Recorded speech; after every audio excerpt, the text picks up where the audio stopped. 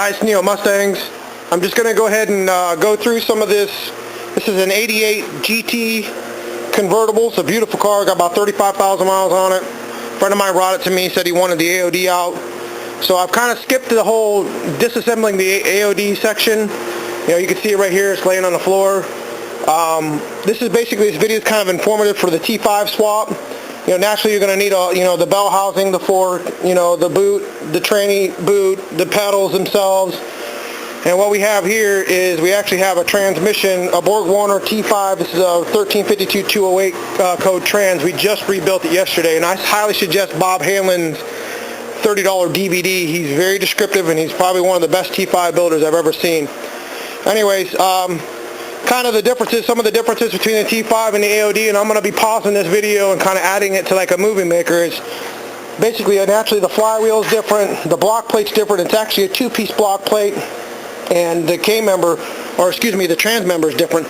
But the good thing about these trans members is you can take these little welds out, what I had to do with my TKO, and this actually will slide on this. This is the only thing that keeps this cylinder, kind of attached to this, otherwise it slides. You can still use it and a T5 swap, but you have to modify it a little bit. Some people just buy them new, they're not very expensive. Later on in a different video, I'm actually going to go through the mass air swap in the 88 and kind of give you an idea of what you're doing with that. Try to keep this as short as possible because I don't want to be downloading 8 million gigs of information. Anyways, here's the kick down, and then here's the shifter, and here's that other piece that I was talking about for the flywheel and the shifter itself. We've already went ahead and took the carpet up a little bit. The driver's seat and the column, the reason why is because we've got to put the plate in here. We've got to put the shifter boot in here. And we also got to pull the reverse light harness out because it's different. So we've already kind of done most of that stuff for you already. I'll actually show you what I'm doing because I'm going to have to do the pedals as well here very shortly. But we're doing real good right now at this point. I got to go pick up the new flywheel at the shop. I'm going to get a new flywheel, new clutch, pressure plate, block plate. Naturally, there's the bell housing, the T5, all the bolts, the reverse light harness, everything will be there. But anyways, I'll keep trying to shoot a little bit of videos, try to give you an idea. One thing you want to do for sure, you get under the car here, as you can see, this is the crankshaft area. Pilot bearing's got to go in here because that's what the actual end of the input shaft rides on. So you got to be careful. You can put a lot of grease in there if you want. It's supposed to have a lot of grease anyways. When you start putting this stuff together, there used to be like a little spacer here. You really don't need it. But the block plate you do need, and it's all one piece. You put the block plate on, you put the flywheel on, and there's only one way that these flywheel bolts will actually go in. There's only one little pattern. So if you get frustrated, just move to the next bolt and clockwise shift it. And then you put the flywheel on, you put the clutch, the pressure plate, after you put the pilot bearing in, obviously, and you use your alignment tool to keep it all aligned, and you can put your bell housing on, you put the T5 in, you put the cross member on, put your drive shaft in, and you're pretty much done. This is a really easy swap. It's just getting the AOD out. It's kind of a pain because you got the lines you got to deal with, and you got this starter's always hard. If you got a hard time with this top starter bolt, just take about a foot or two of extensions and come through the top front of the K member. It'll actually come through, and if you have somebody hold the socket, they could actually get the top bolt out. It's kind of a pain, but it's doable. But anyways, I gotta change this O2 harness before we do anything because he's swapping the two in a 5-speed, a mass air, and the O2 harness is built for a speed density. But I'll get into that later. Alright, I'm making a real quick video here before I get started. As you can see, we had a world-class transmission T5 uses Dex 3, not gear lube. A non-world-class T5 uses gear lube. You see here I got a throwout bearing, pilot bearing, and a brand new flywheel, like I said. Going back to what I was saying, on a world-class T5, one of the easiest ways to tell if it's a world-class T5, matter of fact, let's just even go further. Give me one moment and I'm going to find me a 17 millimeter. Aha! 17 millimeter. You got any questions about it being a 4-cylinder or a V8 trans? Look, the V8 trans has a 17 millimeter wrench will go right over the input and not wiggle. A 4-cylinder trans, which I believe I have one over here somewhere. Let's just put it this way. If it was 4-cylinder trans, you would hear it go like that. It would wiggle. It's one way to tell. World-class trans. This is the cluster, one of the cluster bearings. The races that actually tapped into the case. See how it's got like a little indent into it? Now let me show you a non-world-class trans case. Now, these are easy things that you can just remember and see right off the bat. And then you can call people's bluff on what kind of trans they have. You see the difference? This looks like a freeze plug. Oops. See, it looks like a freeze plug. You definitely tell the difference there. So I just wanted to show those real quick. And one more thing I did want to show you after I picked my table up. Thanks, Paul. When you're converting an AOD car to a 5-speed, best thing to do is probably take your dash out. The reason why I say this, if you look down here, can I get a light? If you look down in here, go ahead and just shine it down over top of my head. Stop. See this right here?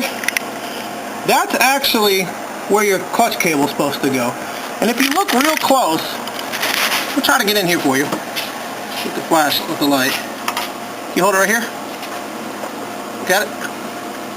Look here. Where were my fingers at? You see that? That's actually an indent for a screw. It just hasn't been tapped. This is where your clutch cable goes. So when you're converting an AOD to a 5-speed, you're going to have to move that speedometer cable over to that rubber grommet over here. Not a big deal, but it does require you that, see, there's no use to that rubber grommet. It's not coming out of it. Now when you convert, you could just pop that grommet out. You know, I actually just cut it and put it around the speedo cable, or just use the grommet that came out of the speedo cable, what I'm talking about. All you got to do is pull it out from the back of the speedo cable and put it in that hole and just reroute it. That's all you got to do. But I will keep doing it as we go. Alright, this is part of the T5 swap. As you can see, we got a brand new clutch and pressure plate. Just a stock OEM replacement.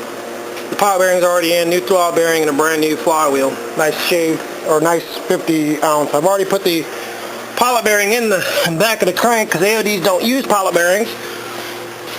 But as you can see, I used a 5/16 socket. Fits nice and perfect over top of the pilot bearing. I just hammered it on in there. Now one thing you want to make sure is it mates nice, and you put a lot of grease in there. I put a lot of grease in there. Doesn't matter, just use the regular wheel bearing grease. That's all I use. Keeps these bearings nice and lubed. Keeps the tip of the transmission from being messed up. There's a seal here too, so it's nice. So just wanted to show you guys that. Next you'll see the block plate, the flywheel installed, and the clutch and pressure plate and the alignment tool. Alright, this is for the T5 swap. We're going to go ahead and put our clutch and pressure plate in now. See it right there, nice and clean, ready to go. As you can see, I went ahead and torqued it to 100 foot-pounds on the flywheel. That's where I like to be, 90 to 100. That's about right. High performance applications are a little more. Put a little bit of chrome moly or ARP moly on the back. But the block plate goes behind the flywheel. Flywheel went in a certain pattern like I talked about earlier. Still got my starter here. Still got the training lines. We'll get those later. Still got the starter here, ready to go. So next time you see it, we'll be ready to put the bell housing on. We'll have it all nice and aligned. You can go ahead and keep the alignment tool inside of it.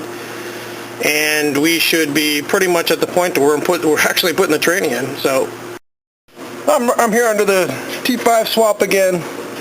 As you can see, I put the block plate on, put the flywheel on, put the alignment tool in. You could usually just slide the alignment tool inside the clutch disc and just, slide it in the power bearing. Usually holds it in place.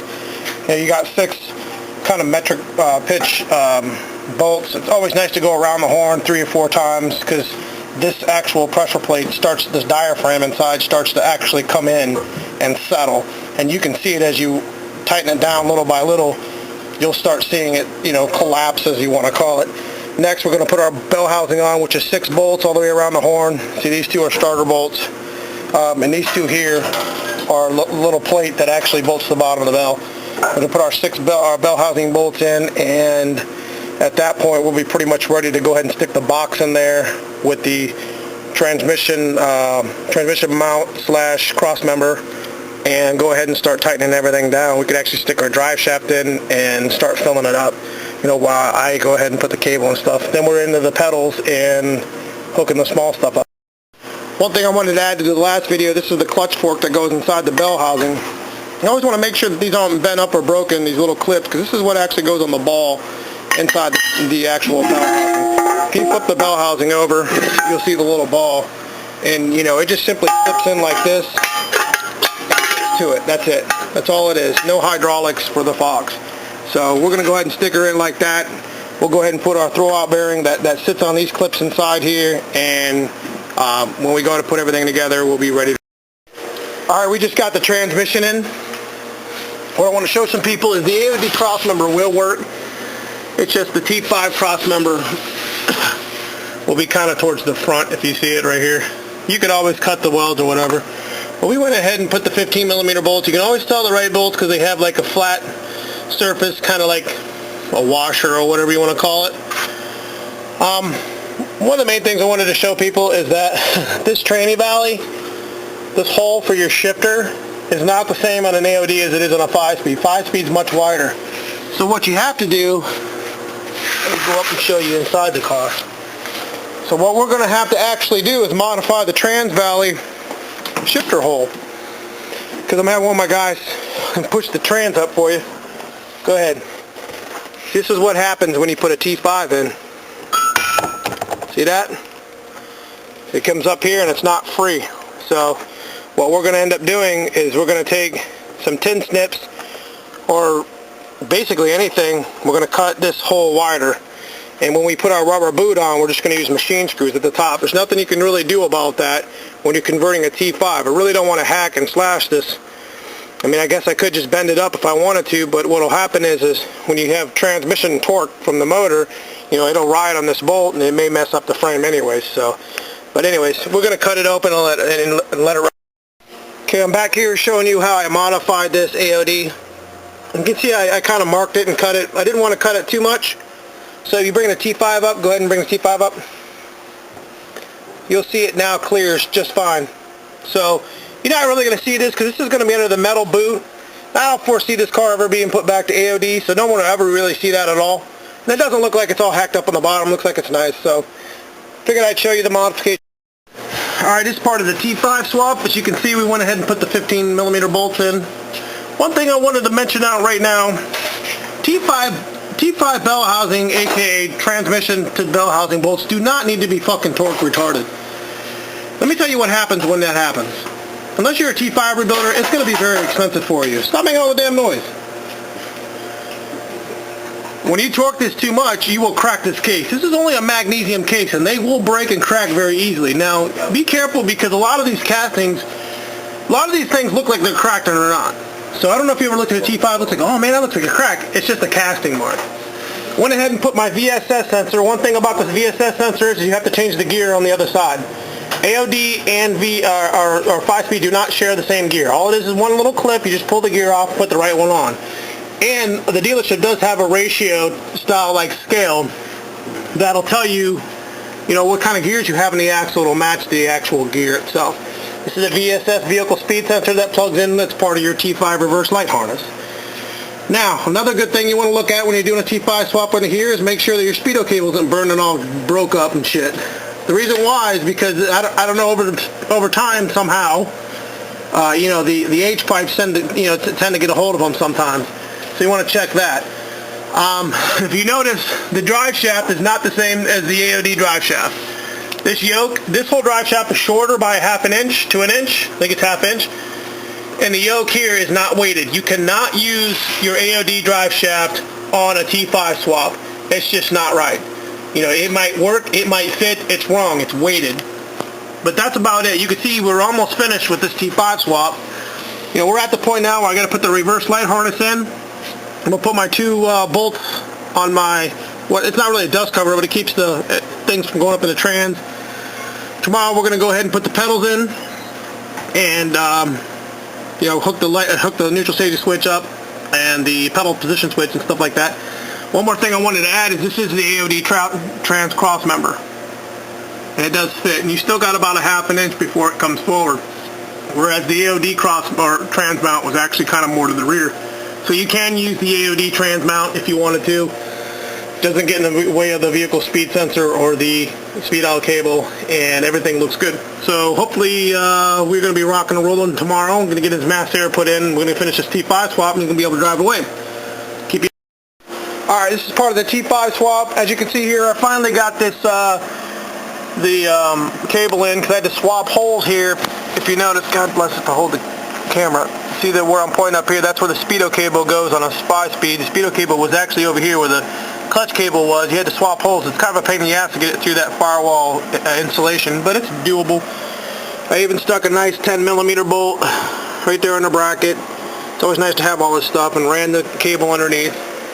As far as the other T5 swap stuff, I'm getting ready to put the pedals in. I got the automatic pedals out here somewhere. I think they're actually still in the car maybe. But I went ahead and dropped the, if you see, I dropped the column, you know, took apart all the wires, and you got to move this sensor out of the way. This always gets in the way. But it makes the pedals, you see all the room you got in there. It's not too bad. Usually it's easier when you take the dash out, but that's not needed. But anyways, we're about ready to fire her up and go through some of the gears. Since she's a rebuilt trans, she's a little tight, so we're going to make sure she's good to go before we do anything else.